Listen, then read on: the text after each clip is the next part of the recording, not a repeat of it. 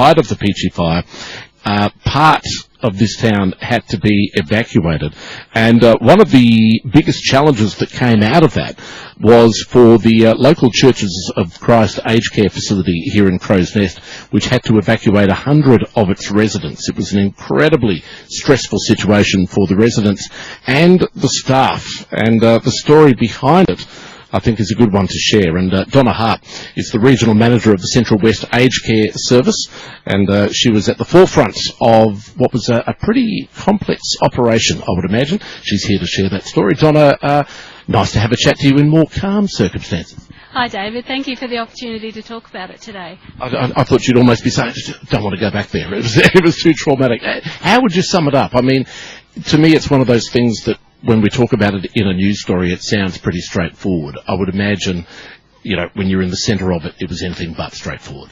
Yeah, David, there were several things that we had to consider, and our resident safety was our number one priority. So we have a variety of residents that live with us in Crow's Nest, and they have high clinical care needs or residents living with dementia. So we had to really consider those needs when we were thinking about where we would relocate those residents to. So that formed a large part of our planning. How much notice did you get? I mean, were you planning for this and have some sort of contingency from when the fire first started and started to look serious? So we always have some disaster management planning in the background. However, that is reliant on the circumstances of the day. So we started to get some reports across the Monday that we did evacuate that it could become a possibility. So our head office disaster management team kicked into gear, and we started some frameworks around what we might do in case of the need to evacuate. So that started across the Monday, and then the evacuation was triggered at 3:30 in the afternoon. So from there, everything went into high gear, and we had to start really planning on where we would relocate our residents to from there. Yeah. Well, I want to ask about that in a moment, but when you know that there's a possibility that you have to evacuate, does that become a discussion that only happens amongst people at your level and the management level, or do you share some of that possibility with the residents? You know, hey, bear in mind that we may have to leave at a moment's notice. How far do you take that? When we started to think it would become more likely, we did start communicating with our residents and their families just to allay any fears that we had it under control and that we would be putting their resident safety at our priority, and that they would be communicated to as we went, so that they weren't worrying about what would happen in the event of the evacuation. How much of a challenge was it to find locations to house? I mean, 100 residents may not seem like a lot, but in the end you had to split that up and put them in different locations. How much of a challenge was it to get all those agreements in place? Well, we were very fortunate on the day that St Vincent's Hospital were able to accommodate our high care need residents, and also Infinite Care was very willing to assist us to house our residents living with dementia. So we were very fortunate that those facilities came to our assistance, and then we had our some beds available in our Toowoomba Churches of Christ facility, and also our Warwick facility had a significant number of beds available. So there was we didn't have to evacuate our residents to many far-flung places. We were able to keep them within their cohort as they were living now, so that was really, really important for us. And then we were able to mobilise the staff that normally care for them with them, so that there was familiarity and in an uncertain time. So that really helped to allay fears, particularly for our residents living with dementia. To have that familiar face with them was really important for us. I was going to ask about that, because I would imagine, I don't want to buy into a stereotype, but correct me if I'm wrong, but I guess elderly people in general like to have that pattern of predictability about their day. So that sort of interruption to routine would have upset pretty much anyone, but the ones with dementia, it would have been truly frightening, was it? It could have been a very significant hurdle for them to overcome. So what we tried to do was to keep them together, keep them in a familiar environment in as far as the people that were around them. Of course, the environment from a physical sense was different, but if we could maintain that staffing group, we felt that would, and also the people that they're used to living with would be around them as well. We felt that would ease the issues around that change, which can be a real issue for people living with dementia. Yeah. So overall, was it, from your perspective, was it surprisingly straightforward, or did it still come with challenges that you weren't expecting?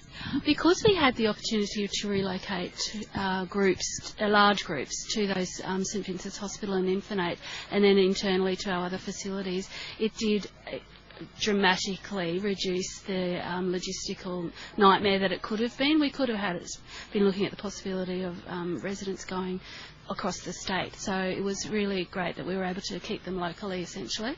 Absolutely. And then moving them back, though, I guess probably a little bit more straightforward than getting them out. Well, I do have to acknowledge the services of Stone Street's coaches. On the night of the evacuation, they went over and above to provide coaches, drivers, and they worked into the night, past 2 a.m. before they got home again, without any complaints whatsoever. Very gracious, and we cannot thank them enough for their service for us to getting our people to Warwick on that night. And so the other way we transported some of our higher need residents was via QAS, and again they just couldn't do enough for us to ensure that our residents were safe and transported as comfortably as they could in what was really scary circumstances for those people. Then on the flip side, getting them back was something we could plan and coordinate much better, so we were able to use more of our internal buses and transporting arrangements in that way, and then we staggered them to come back so that it wasn't all, it didn't have to be as complicated as it was when we left, so people didn't feel that it was in a hurry or it was going to be a scary thing. They were just returning home. That's right. You could do it on your terms. Yeah. So we had some fun in the buses, and we had packed picnic biscuits and lunches, and so we had a little bit of a fun bus trip on the way home. So yeah, you make it sound better than a school excursion. Well, several of the residents felt that it was, particularly the ones that went to our facility in Warwick, thought it was just a week's holiday that they enjoyed. So they enjoyed the time. Well, I was going to ask you about that, and please don't take this the wrong way, but the biggest risk, I'm sure, was that maybe one or two of the residents, you sent them somewhere that they thought, I should just want to stay here, thanks very much. You go, I'm fine here. We didn't find that, David, in the end. We found that they loved being with the people they usually live with, so that was a really big part of just keeping that community together. But they all knew and wanted to come back to their home. So, and when we did, I drove one of the buses back on the Tuesday as we returned, and several of the residents on the bus said, "Oh, it's great to be home. I'm really looking forward to seeing my pictures, my bedside table, have my bed back again. It was a lovely holiday, but glad to be home." Absolutely. Bit of adventure, though. Do they still talk about it now, some of them? Oh, some of them are still talking about when we had our holiday, yeah. Yes. So I think it was, in the end, was quite an exciting time for them. Yeah. This time next year, they'll be saying, I think it's about time we went off on a week's jaunt somewhere. Yeah, well, a couple of the people on my bus did say, could we do this every year? Go to a new place? And I sort of had to have a bit of a giggle and think, no, we won't be doing that. No, once is more than enough. Well, it sounds like you guys coped admirably, and no doubt, better equipped for should, heaven forbid, should this happen again, you do a post-mortem and work out, how things could be done even better. But I guess it's a good experience to go through. Yeah, it was a really good experience, David. And what it did for me as a regional manager was to show me what the commitment level of our staff is toward their residents. And that was everyone's priority. And we had some staff that reside in Crow's Nest who stayed in Warwick for a week, didn't go home.